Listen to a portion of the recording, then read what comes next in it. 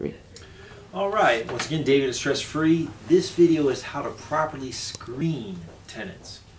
I, as a property manager, get phone calls almost every day from people who have rental properties that have nightmare tenants, haven't paid rent in months, they're having to evict them, or they just moved out and the house is completely trashed. And it's very frustrating on their part. I mean, first of all, I've been through it earlier in my career before I knew these techniques that I'm going to share with you in just a minute.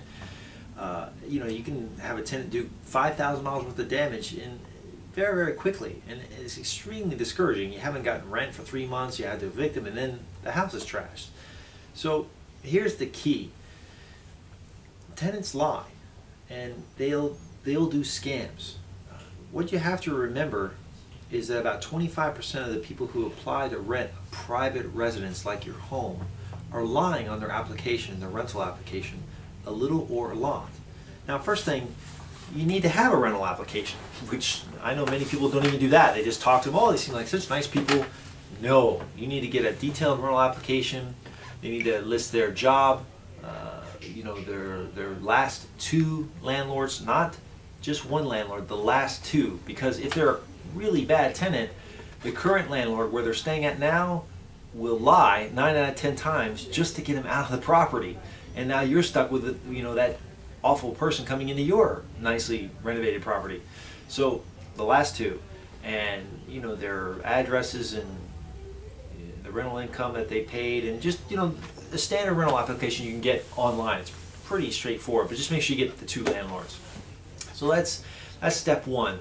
The second thing is you have to run background checks. So you need to check their credit, criminal background. You need to call up their last 2 landlords and verify that they were good tenants. Make sure they have a job and the income is high enough. Now that's pretty standard, but let me go through the scams of how they get around that, even if they do fill out a rental application. The first thing when it comes to landlord references or the employment references is they could have a friend pretend to be either one of them. And so how are you going to know? So the way you figure that out for the landlord is, first of all, look up the property on the public records and make sure that the person listed as the landlord is in fact the person who owns the property. That's a good key. The second thing is listen to how they answer the questions. If they seem hesitant and they're going, then they're probably the friend. And you just need to be more detailed, ask them a lot of questions. And if you get that overall sense of hesitancy, you can be pretty confident that that's not the person. Especially if you're checking 2 landlords and you get the feeling on both of them, then you know that they're lying.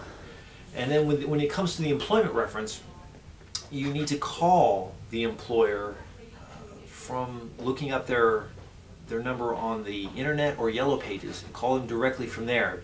Do not call the number listed on the rental application, because it could be their friend, you know, at somewhere else, or I've seen many times it's their friend in that office. So they do both work at the same place, but the person that is applying to rent your home has been there 2 months, and they know that's not positive. So what they do is they have their friend in the next cubicle pretend to be their supervisor. So the key is you need to call in on the main number, ask for HR or ask for a supervisor. Do not ask for the person they list as their supervisor, because once again it could be their friend in the next cubicle. And that way you're going to get a real idea of how long they've been there and how much income they make. You also want to check the public records for the county to see if they have any active evictions underway that may not have hit their credit report yet. That will only take a few minutes. Now it's a little intimidating to do this the first time until you know where to go and how to search it. But once you find the website and the page, you know how to log in, it'll only take you about 2 minutes to do that, and it's well worth it. So those are some common tricks. Now the deadliest one that people fall for all the time, it probably comprises about 3/4 of all the tenant nightmare stories you've ever heard, is when a couple will show up to rent your home and they seem so nice.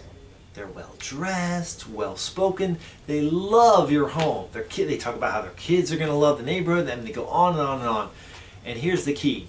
They usually have cash and a story about how the current landlord is the devil and they need to move out right away. And oh gosh, we want to sign a lease now. We don't want to lose the property. Keep in mind, these people are usually the kiss of death. I've been through thousands of tenants, and rarely is that a person who does that actually a good tenant. You pretty much want to run screaming into the night because they're one of the worst of the worst. And you have to keep in mind, because most people are honest and they're not this, what's the word, I don't want to say criminal, but they're not that good at lying. These type of professional deadbeat tenants will give you this story in the most convincing manner you have ever seen. I mean, sometimes there'll be tears, and you know, they'll get choked up, and you know, it's just amazing they can be this honest, or at least honest, sound this honest. The reason why it's so good and that delivery comes across like an Academy Award-winning performance is because they've been practicing all over town with all kinds of landlords for the last 10 years. So they're really, really good at it. So keep that in mind. So those are some pretty much some good ideas of how to screen properly. Make sure you do the background checks. It's worth the money, and realize that the nightmare tenants will come and give you all kinds of stories. You know, trust but verify. That's the absolute key. And if you do these things I've mentioned, you should be fine. Thank you.